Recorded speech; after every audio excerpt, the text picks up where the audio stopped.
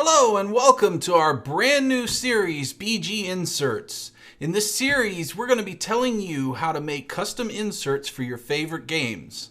So today, we're going to build an insert for a very popular game, Dead of Winter, where we'll be taking it from this to this.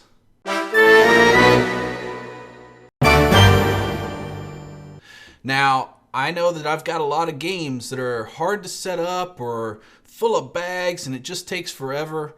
And so I build custom inserts for them.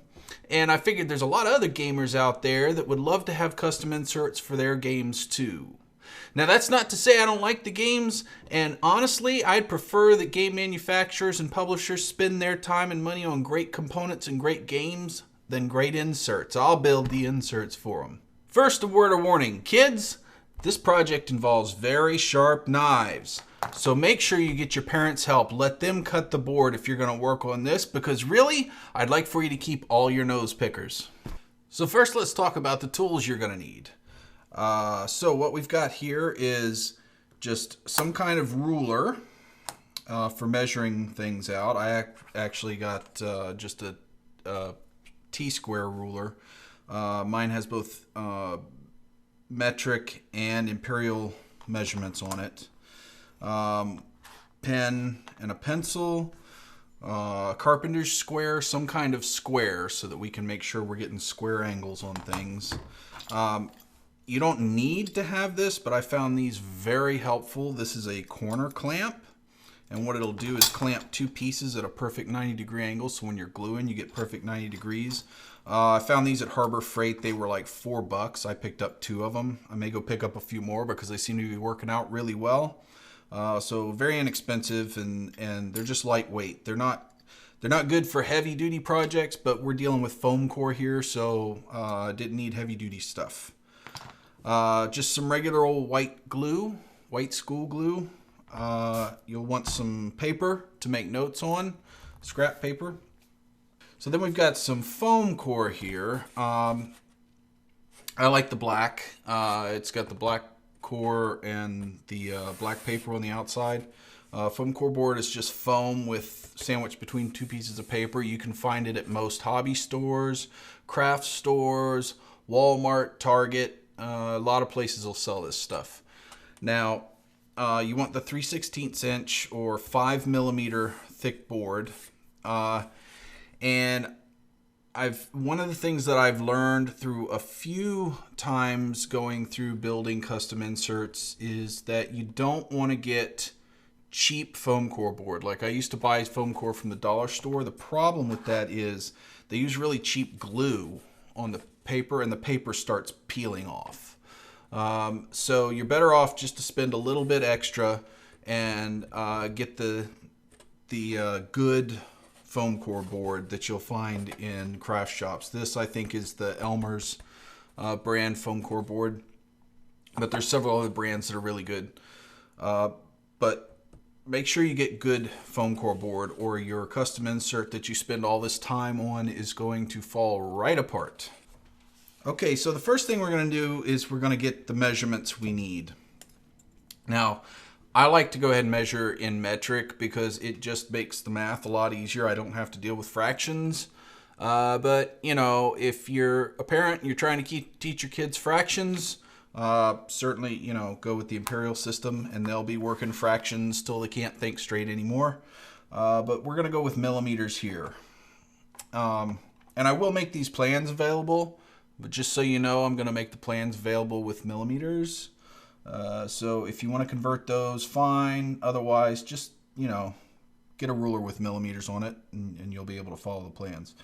So we're just going to take the inside measurements from inside of box to inside of box, and we'll write those down.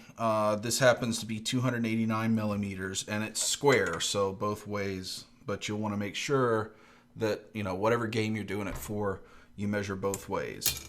So then what I do is I actually, either with paper or sometimes I'll use, open up old cereal boxes and use that thin cardboard. May have to tape a couple pieces together, but I'll just cut out a template of this size of the box. So once you've got that done, and we'll go ahead, because I've already cut out, made templates here, so you can see kind of what I've laid out here.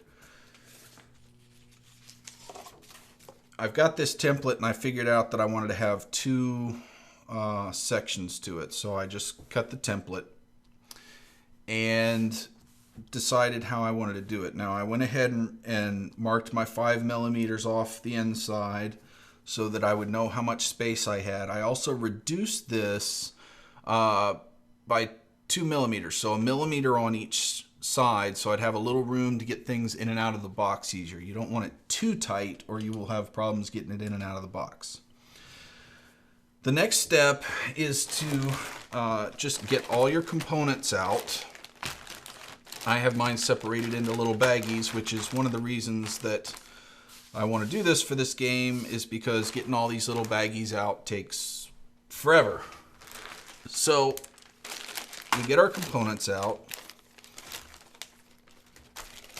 all the components we're going to have, and there's stacks of cards too. And this is the really hard part, is figuring out where all the components are going to fit. So I'll usually go through several iterations of how am I going to fit this. There's no hard and fast rules for that, and for any given game, you're just going to have to kind of play around with where the components fit and how things laid out. What I came up with for this game is we're going to have one tray in there that holds 3 stacks of cards, and these should be big enough for if the cards are sleeved. The exposure die and the first player markers and other little markers are going to go over here in this section. We're going to have one bottom tray that's 32 millimeters high that'll hold the character standees and the zombie standees. And then we're going to have another tray on top of that that's going to be pretty short, but it's going to hold all of the tokens, the action dice, and the starvation tokens. So this tray and this tray will just lift out so that everything will be on the table ready for play. And this tray can be lifted out, but probably you just take the cards out and you're ready to go. So once I've got my templates there and I've made sure that the sizes that I came up with are going to fit in the box right, with a little bit of wiggle room between each. You don't want them jammed close together. You'll have a hard time getting them out. So you make sure they have a little bit of wiggle room. And check every step of the process to make sure that your measurements are correct. So now I've got templates. Now I start cutting the boards. When you cut, you could use a knife like this or an X-Acto knife. What I found the first few times when I cut is it's very, very difficult to get it to stand up 90 degrees exactly. So I ended up with bevels one way or the other on the tops of my boards, and they didn't fit together really, really nice. So I went out and got one of these. This is by X-Acto, but there are several other companies that make things like this. And what this will do is let me extend the blade to whatever thickness I need.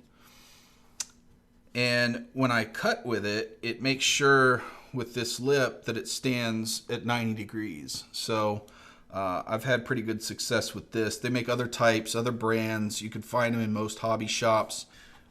So then the first thing I do is I go ahead and I cut out the bottom sections. So I cut these to fit the templates to make sure that everything's still going to fit. And then once you get those templates cut, and I've got, let's see, I've got one of the real ones over here. You put it in and make sure it fits before you start building anything. I dry fit everything before I glue it, and I do a lot of checking because the first one of these I didn't do that, and I ended up having to throw the whole thing away and start over and waste all that time because I had measured something about 3 millimeters off. And nothing fits. So I just make sure these fit. And then you cut the bottom piece out according to your template, and then cut the side pieces. Now, the way I do it is I put and I've got one of these outside boxes already built, but I'll put the short sides on the outside and the long sides internal. Is there a reason for that? Not particularly. You could do it the other way, but I just do that to be consistent with the way I do it. And then I also make sure that the side rails are sitting on top of the base. This is actually a little more sturdy than putting the side rails outside the base. So when you're making your measurements for how tall you want your side rails, you got to remember to subtract 5 millimeters from the height that you want. All right, so we have to determine the height of our box, and I've found usually the easiest way to do that is just to put a piece of paper in here, because most rulers don't go down to the edge. You just stick a piece of paper in here and mark where the top is, and then you can measure that with your ruler and find out the height of your box. Now, one thing you have to be careful of is when you are deciding where to put things, a lot of games will have game boards or instructions that need to lay on top, as this one does. Now, if you don't take into account how much space you need for the game board to lay on top of your trays, you're going to end up not being able to close your box all the way. So make sure you measure the total height of that and subtract that from the height you got from the inside of your box. So once we've got all that planned out, the next thing we're going to do is we are actually going to start gluing pieces together. Now, the way I build these is I use these and I build the outside parts of the box first. That's the easiest thing to do, is just build the outside. So you've cut the base plate and you've cut all the side rails to the right height, and we're going to build the box. So I'm going to start building the bottom box. Now, last night, I set these up like this and just put a little white glue in them and let these dry separately. Now I've taken them out, and now what we need to do is we need to glue them together like this. So we're going to put the other corners together. All right, so we've got one side latched in here, and now we'll just need to set this side in and screw it down. But we want to get some glue on it first, and you don't need a whole lot of white glue. So I'm just going to put a little bit of white glue on the end, and a little bit of white glue on the end here. And then we are going to just put this into the clamp. And these clamps really did help a lot. This was really hard to do before I got these clamps. And then we're going to make sure everything lines up good, that everything's clamped together well, that everything's flattened down. Wipe off any excess glue. And there, we're going to want to leave this to dry for at least an hour. And while we're on that, what we could do is, since we've got this all square, we can go ahead and glue our base plate to what will be the bottom. Oh, I got to get the right base plate. There we go. So see, we can glue this, and once this is all dry in about an hour, we can come back and start making the insides of it.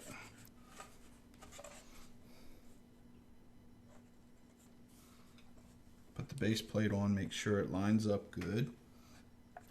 Wipe off any excess glue. Make sure this is pushed down and gets a good contact. And you will want to get something to weigh this down and make sure that it dries flat, because otherwise it's going to curl a little bit. So I'm going to get something heavy put on top of this. We're going to let this dry, and then we will be back to start working on the rest of it. All right, so now that we've got this dry, we're going to take the clamps off. And this is the main box.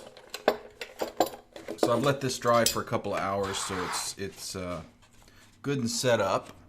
And you can see this is just nothing but a box right now. And I've gone ahead and made the shorter one too. So this is a bottom tray that's, well, let's see here. That's this one. So it's just going to hold the zombies and the characters. And this is the top tray that's going to sit on top of it. That's going to hold all of the tokens and the dice. So we're going to go ahead and work on the insides of these.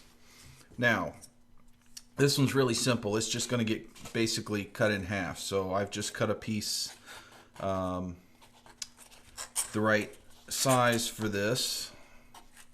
That's going to fit right in there. And all I'm going to do is glue it and then throw a clamp on it to make sure it's a good 90-degree angle and let it dry. And that'll be the end of that one. By the way, this bottom unit, the sides, the walls themselves are 30 millimeters tall here. So your total height is 35 millimeter. And on the shorter one, the walls are 16 millimeters, so your total height is 21 millimeters. So put together, this comes out to the right height and allows the maps and instructions and all this stuff to sit on top and still have room to close the box properly. So I'm going to go ahead and glue this one in. We'll do that later. All I'm going to do is just throw some glue on the sides, the bottom, and then throw a clamp on it. This one of these 90-degree clamps, and let it sit. So I'll do that off camera. That's not a big deal. Now this middle one, or this top rack, is going to be a little more complicated, but it's not too bad. I've already cut a couple of the pieces here. You see I've got this piece here that goes across, and then this middle divider. Now I'm going to go ahead and figure out where this middle is and mark it off, and we're going to go ahead and glue these two pieces in before we cut any of the rest of these pieces, so that we can check our measurements and make sure everything fits nicely. So I'm going to go ahead and glue these things together, and then we'll come back and take a look at how we measure up for the rest of it. Okay, so we've glued this middle piece in, and which means this tray is done. So we'll go ahead and stick it in the box here and see how everything works. This is the one where the characters and the zombies are going to go.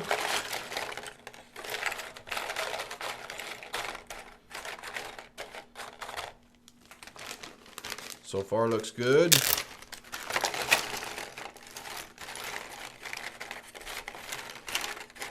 Alright, so that's that many less bags that I have to deal with. Now, so we've got that part done. Now we've got this much done of the upper tray. So what we need now are these pieces that go here. And then this one here. So I went ahead and measured. I just remeasured between the space here, afterwards, and here. And what I needed was 80 millimeter pieces here and here. So I need 4 80 millimeters and then a 65 millimeter piece across here. And I decided to leave a 30 millimeter gap between. So we'd have the dice down here and a little space for the starvation tokens because there aren't that many of them. So I've gone ahead and cut those. I've got my 80 millimeter pieces ready to go.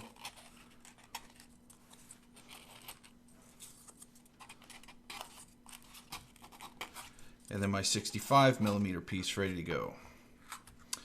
So now what we need to do is figure out the spacing here. These should be pretty much equal sections. So I'm going to measure that up and figure that out, and then we will glue them.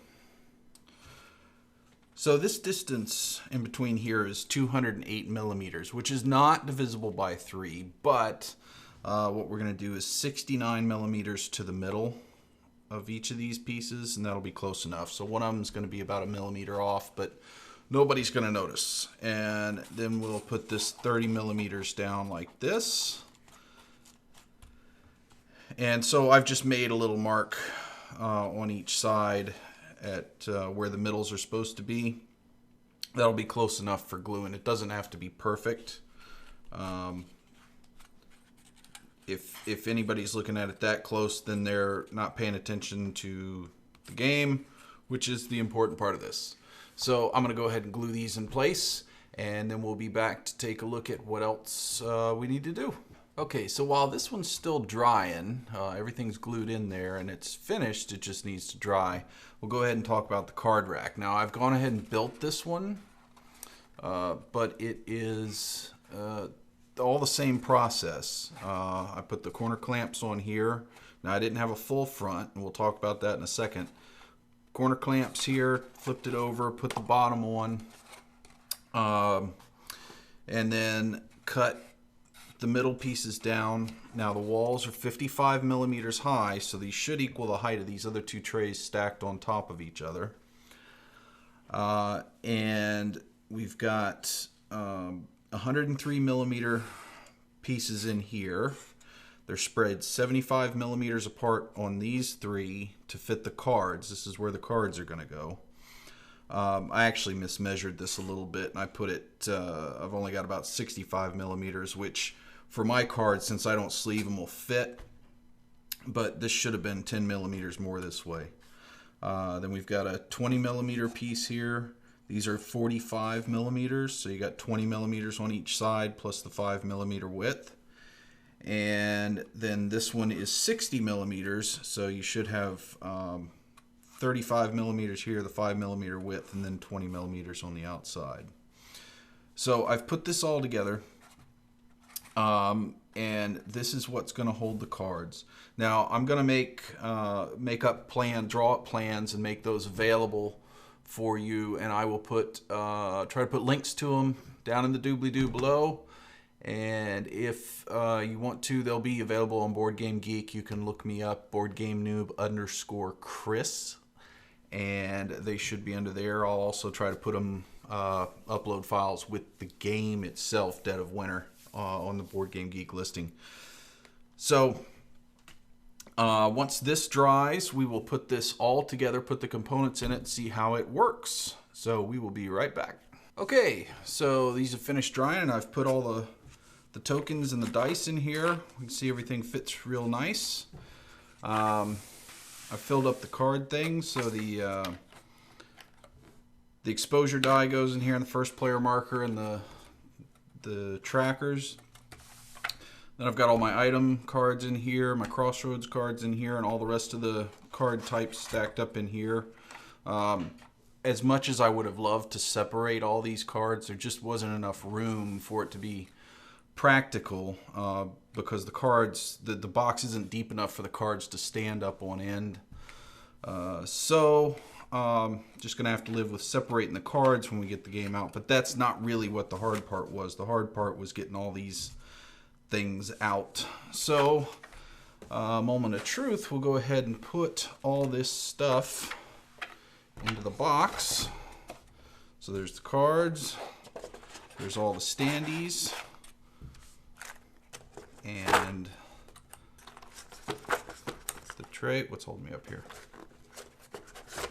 And there's the tray with all the tokens, and we've got our player mats and location mats, and the board and directions, and everything fits nice and snug. And so when we're ready to set up a game, take out the board, take out the player mats and the location mats, pull the tokens out, hand the dice out and pull these out.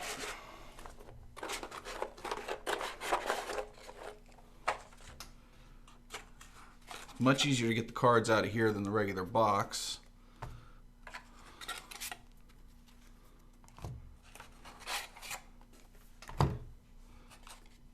And there we go. Everything's pretty much set up.